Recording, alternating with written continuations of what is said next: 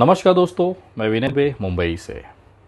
पौराणिक काल में एक पारस पत्थर का उल्लेख आता है।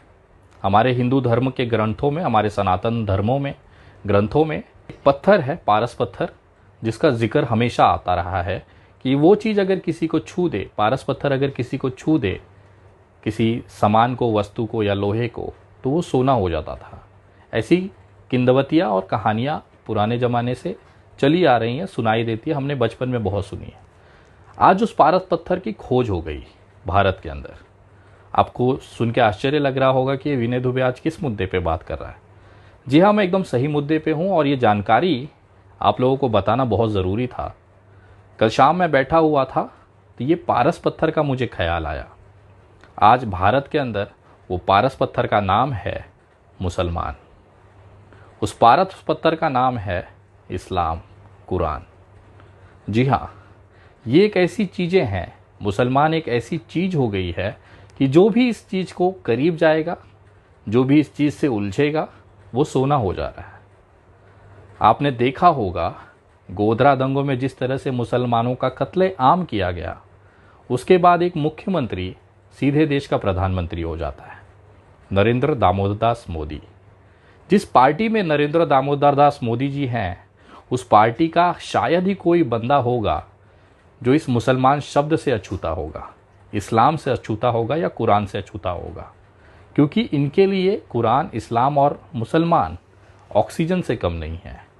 जिस तरह से हम ऑक्सीजन अंदर लेते हैं तो हम जिंदा रहते हैं, उसी तरह से देश में एक बड़ा तबका है जो बिना मुसलमानों के नाम लिए जिंदा रह ही नहीं सकता। और ये कौम इतनी सब्र और बरकत देती है कि एक रोड छाप गुंडा भी लोगों का हीरो बन जाता है। जिस तरह से कल दिल्ली में एक अपराधी जो इतना डरपोक था कि अपना घर बार छोड़कर भाग गया था, पहले सेशन कोर्ट में उसकी जमानत खारिज हुई, फिर हाई कोर्ट में मुंह के बल गिरा और वहाँ पर जमानत खारिज हुई। ये बंदे को लोगों ने कंधे पर बैठाकर पुलिस स्टेशन पहुँचाया। इतनी खूबसूरत तस्वीर भारत में हो ही नहीं सकती। लेकिन पता है वो आदमी को आखिर जेल क्यों जाना पड़ा? उसके पीछे भी एक शब्द था, मुसलमान। वहाँ पे जो नारे लगे थे वो किसके लिए लगे थे? मुसलमान। आज देश में एक बड़ा तबका मुसलमानों के नाम पर जिंदा है, उनकी भीख पे पल रहा है। अगर वो व्यक्ति मुसलमानों को गालियाँ ना दें, मुसलमानों को अपशब्द न कहें, तो शायद ही कोई कुत्ता, सड़क चलता हुआ खुजली वाला कुत्ता, इनको इज्जत दे। इन्होंने अपने लिए ज़िंदगी भर काम किया, लेकिन वो शोहरत, वो हैसियत हासिल न कर पाई।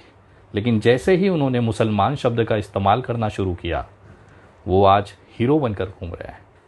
बाकी सब तो छोड़ दीजिए, एक इंसान जो विदेशों में पढ़ाई किया, जो अच्छे संपन्न परिवार से है, इस्लाम ने उसे भी सन्यासी बनने पर मजबूर कर दिया। मैं बात कर रहा हूँ गाज़ियाबाद के उस दलाल, उस असामाजिक तत्व यति नरसिंहानंद सरस्वती की।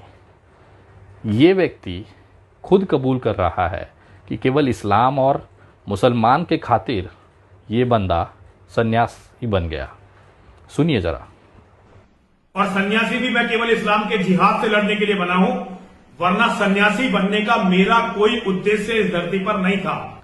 ये तो ताकत है भारत में इस्लाम, कुरान और मुसलमानों की, कि जो भी व्यक्ति मुसलमानों को या तो गरिया दे या उनके साथ हो जाए, वो हीरा हो जाता है, सोना बन जाता है। जैसे पारस पत्थर होता है कि इस कौम को अगर आपने छू दिया तो आप हीरा बन जाओगे, सोना बन जाओगे। और यही शॉर्टकट आज पूरे देश में देखा जा रहा है।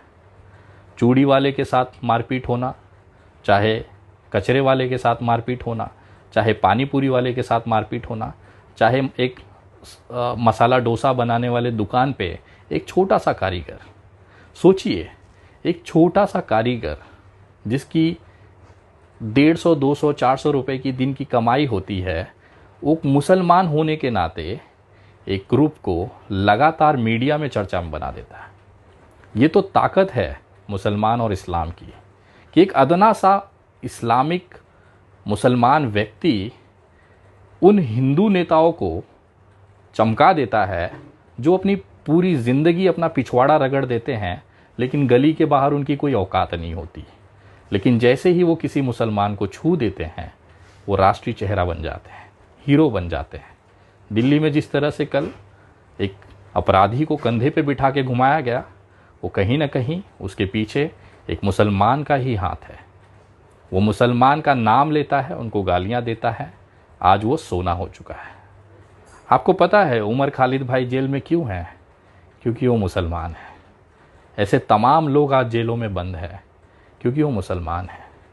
कहीं ना कहीं ये इस्लाम और मुसलमान की ताकत दिखाती है इस देश के अंदर, इस भारत के अंदर। उनकी सुंदरता और उनकी सब्र दिखाती है। कितना सब झेलने के बाद भी ये कौम कभी शिकायत नहीं करती है, क्योंकि इनके कुरान में लिखा है कि सब्र रखिए, ऊपर वाला फैसला करेगा। तो कहीं ना कहीं मैं सलाम करता हूँ, सैल्यूट करता हूँ इस्लाम के मानने वालों को, हमारे देश के मुसलमानों को, कि आपकी फेंकी हुई भीख के टुकड़े पर आज इतने सारे लोग पल रहे हैं। अगर आप नहीं होते तो शायद इनको गली का कुत्ता भी न पहचान रहा होता। एक अदना सा ठेले वाला, एक अदना सा पानी पूरी वाला भी कुछ लोगों को चमका कर हीरा बना देता है, सोना बना देता है। ये तो आप मुसलमानों की ताकत है। मैं सैल्यूट करता हूँ, मैं धन्यवाद करता हूँ कि आप हमारे देश में इसी तरह से ऐसे चमकाने के लिए, ऐसे सोने बनाने के लिए आप बने रहें। लेकिन ऊपर वाला आपके साथ हमेशा है। हम जैसे हिंदू भाई, सनातनी भाई आप लोगों के साथ हमेशा है। चाहे कितना भी कष्ट आए, चाहे कितनी भी तकलीफ़ें दी जाए, हम कभी भी आपका साथ नहीं छोड़ेंगे। क्योंकि लोगों के आंखें बंद करने से अंधेरा नहीं होता। और ये जो चीज़ें लोग आज मुसलमानों को मारपीट कर रहे हैं, लिंचिंग कर रहे हैं, उनको गालियां दे रहे हैं, इसका फैसला बहुत जल्द ऊपर वाला करेगा। क्योंकि इनके नहीं चाहने से सूर्योदय नहीं होगा, ऐसा नहीं है। आज अंधेरा है, भोर हो चुकी है, अगले कुछ पलों में सूर्योदय होगा। ये चाहे कितना भी अपना पिछवाड़ा रगड़ लें, ये भारत में सूर्योदय होने से नहीं रोक सकते। नरेंद्र मोदी जी आए और चले भी जाएंगे, बहुत सारे नेता भारतीय जनता पार्टी के आए और चले भी जाएंगे। ये देश चलता रहेगा, बिना नरेंद्र मोदी के भी चलता रहेगा, बिना योगी आदित्यनाथ के भी चलता रहेगा, बिना उद्धव ठाकरे के भी चलता रहेगा, बिना ममता बनर्जी के भी चलता रहेगा। ये देश हमेशा चलता रहेगा। और जिन लोगों को लगता है कि बिना नरेंद्र मोदी या बिना अमित शाह के देश चलना नामुमकिन है, तो कृपया इसी समय नरेंद्र मोदी जी की धर्मपत्नी को देख लीजिए। बेचारी 40 साल से सकुशल अपनी ज़िंदगी जी रही है। तो ऐसा भ्रम अगर ये पाल के बैठे हैं कि बिना मोदी के देश ना चलेगा, तो उनकी पत्नी को देखकर आप ज़रा सीखिए। ये समय है, बदलेगा ज़रूर। और इस्लाम, मुसलमान और कुरान को ख़त्म करने वाले कितने ही आए और चले गए। मैं धन्यवाद करता हूँ, सल्यूट करता हूँ मुसलमानों के उस सब्र को, जिन्होंने अपने इस्लाम में, अपने कुरान की उसकी नियमों को उन्होंने पाला है और अपने अंदर सब्र रखा है।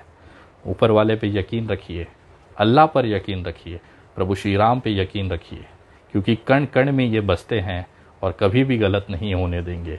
इनकी लाठी में कभी भी आवाज़ नहीं होती। सबका फल यहीं पे मिलेगा। जिस तरह से बाबरी मस्जिद को शहीद करी गई, आज देखिए लाल कृष्ण आडवाणी की क्या हालत है। मैं भगवान से दुआ करूँगा हमेशा नरेंद्र मोदी जी को भगवान लंबी उम्र दे, ताकि वो अपने आँखों से इस देश में जो नफ़रत इन्होंने बोया है उसकी खेप समाप्त होते और अपनी दुर्गति होते वो ज़रूर देखे, जैसे लाल कृष्ण आडवाणी देख रहे हैं। भगवान आप लोगों को लंबी उम्र दे, शतायु बनाए, ये कामना मैं करता हूँ। तमाम मेरे इस्लामिक भाइयों को, मुसलमान भाइयों को विनय दुबे की तरफ से सैल्यूट है, सलाम है। जय हिंद, जय महाराष्ट्र।